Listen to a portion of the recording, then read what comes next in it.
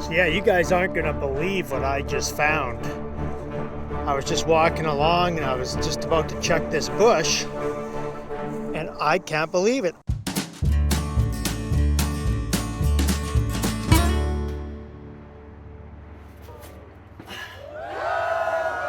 Today I'm just down here in a place I've been going for several years, probably about 10 years now.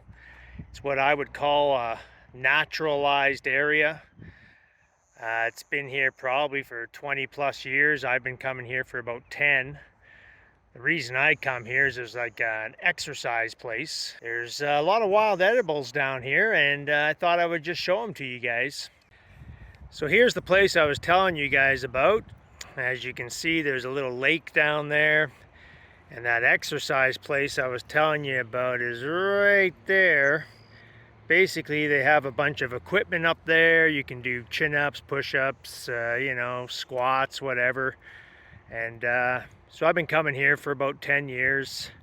But I did notice one day that there's actually a lot of wild edibles down here. And the ecosystem seems to be thriving. Yeah, so it's a pretty thriving area. There's lots of bees, which is another good sign. And frankly, I would say the food down here is probably safer than the food you would buy at your grocery store, because there simply is no herbicides, no pesticides, and the chance of cross-contamination, I would say, is quite low down here. All right, so first up we have this Silverberry Shrub. It is an ornamental shrub. A lot of people will use it in landscaping. It helps stabilizes the hills and stuff. So it's got these little yellow flowers. Nothing special. They don't taste sweet or anything, but eventually they do turn into berries. And the berries, when they're very ripe near the end of the season, they are apparently quite tasty. People will eat them with some sweetener. But this is also called the wolfberry tree, shrub, and the bees definitely like it. So we're just moving down the trail. We're only going a few feet here, and I noticed that we have some wormwood. Now this plant is generally used as a parasitic cleanse. You can actually take these leaves and you can dry them, and then you make a tea out of it. You would basically use about a teaspoon. You make a tea out of it, and you would probably take it for maybe 10 days or something like that. You don't want to take it for forever and ever. And so if you're feeling the need to do that, this would be a great natural way of doing it without taking a drug. So here is a alfalfa plant. Of course, you can eat some of it. I've been eating a few of the flowers. That's pretty much all I really enjoy about it. It actually tastes pretty good. One of those things you can eat in moderation. You know, sprinkle a few of those flower tops on top of a salad or something. Certainly nutritious, and there's plenty of it down here. This is burdock. You can see the size of these leaves. Quite large plant. Kind of looks like a rhubarb plant when you're walking by it, but it's burdock. The roots are edible. The leaves are edible. Maybe the smaller ones. The bigger ones probably aren't so much, they're not as desirable, but when you pick the small ones, they're good. And, it's a small patch, so there's not a whole lot of it around here. It's one of those things where you want to harvest some of it, but not all of it, because if you take it all, then it's got no way to reproduce itself. So, take a small portion, have a little bit of it, and fill up your bowl with some of the other stuff that's around here. But that is burdock. Eventually it produces burrs, and from what I researched, it is the inspiration of the Velcro, because the burrs will stick to everything, as you are probably well aware. Pretty cool plant, edible, tastes like carrot. All right, so I picked a little bit of the burdock, just a small piece here. Eating a bit of the stem. I didn't get all the root out. I was hoping to get the root, but oh well. The stem is actually all right. It's better to cook this stuff if you can, if you're out somewhere on a trail or something and you're stopping for the night, and if you're going to have a fire and you've got the water, you could, you know, cook these up or cook them in a frying pan with some other stuff. I don't know, maybe catch some fish or something. But I mean, it's good by itself. It's maybe a little bit bitter, but I mean, if you're hungry, nothing wrong with this. Works good. So here is an amazing plant. This one is called Salsify. In particular, this one is yellow Salsify. The entire plant is edible. The flowers, which are just starting to bloom on this particular one, are edible. I've tried them. They are absolutely delicious. No bitterness, but they certainly were good. I would eat these all day long. Unfortunately, there's just not enough of them. Apparently their life cycle is about 2 years to get to this point. So if you over harvest, they might just disappear. So the recommended thought is, if you're picking the flowers, you would only take maybe 1/3 of them and leave the rest so that the plant has an opportunity to reproduce itself. Ideally, you'd like to see hundreds of them around here, because this plant is highly nutritious. It's even got 4 grams of protein in a cup. So, I mean, this plant for foraging, it just doesn't get any better. And it's very tasty. I just picked off this flower head here. Look at that. And if you look, there's the milk coming out of it. Now that is very healthy for your organs. It'll help cleanse the liver. And frankly, they're just really tasty. Put that on a salad with some other greens like clovers and other things that you found. I mean, you can literally make a bowl of salad down here, no problem, and eat ultra healthy. Look at the size of this thistle. Now, thistles are also edible. I'm just going to try and move around here. Look at that purple. So this is a milk thistle. It is big, I don't know, several feet tall already. You can eat some of them, but man, the thistles, they are hard to deal with. You got to wear some pretty thick gloves, but if you can strip off the stalk, they have a lot of moisture in them if you're thirsty. And they are tasty, apparently. And I say apparently because I actually haven't tried it yet, but I have done research on it, and they are edible. All right, so here you guys can see we have sticky geranium. Now this plant is all edible, but the flowers are the part that is the most desirable. Apparently the plant itself is okay, but it's the flower that you want to eat. So I'll just do a little taste test here for myself. I'm just taking one of the buds off. And yeah, it's good. Got a little bit of sweetness. It's not too bad. I would definitely eat those if I was on the trail. Got ourselves some silverberry bush there. Love the smell of those things. I want to make essential oil out of those. And you know, you can see the creek running through here. It's just all natural. It's actually a nice little spot for being in the inner city like it is. I have to apologize for all the background noise. I'm actually only a few kilometers from the airport, so a few planes flying over. Here comes another one now. I'll just see if I can get him in the picture here. There he is. So it's a little noisy sometimes as I'm videoing, but this is, like I say, several kilometers away from the airport. You might recognize this.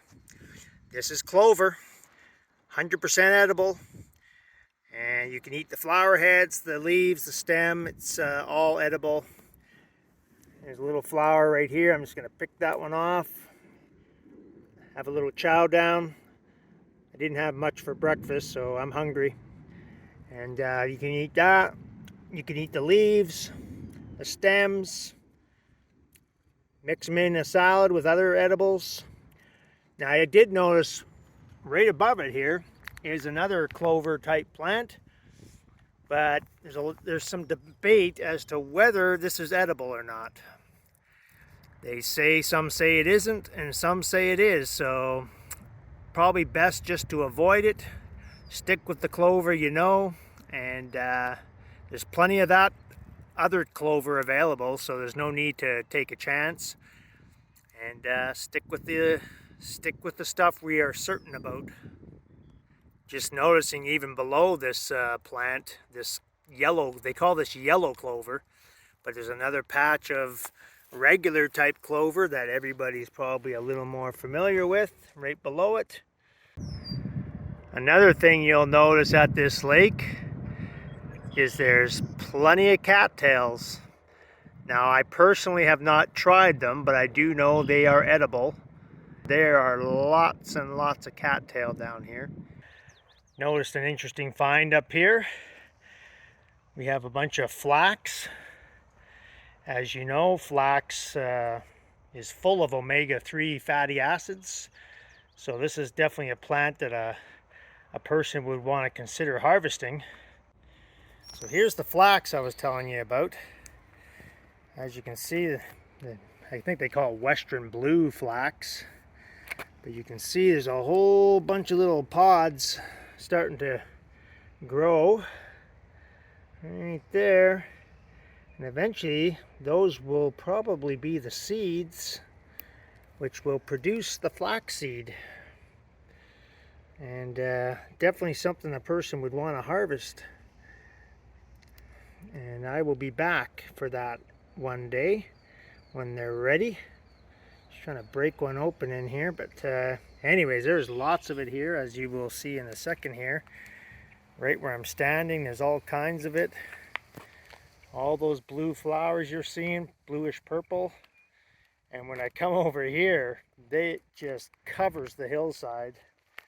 I'll just kind of panorama over this way a little bit for you and zoom in a hair, but you can just see all up that hill, all the way across, even on the other side. Maybe you can't see it as well, but there is blue flax everywhere. So it's certainly going to be a good harvest when they're ready. I kind of look forward to it. I like flaxseed, and it's exceptionally healthy. See a bunch of silverberries over there. I mean, the silverberries in huge abundance around here. And there's the kind of lake down there. And it's kind of a flood pond, they call it. But check this out. Look at all the wild rose. Like, it's just everywhere. I'd have to say that between the wild rose and the salsify, those two things would probably be my favorite plants down here as far as edibles. They taste great, no bitterness. In fact, the wild rose is a sweet plant.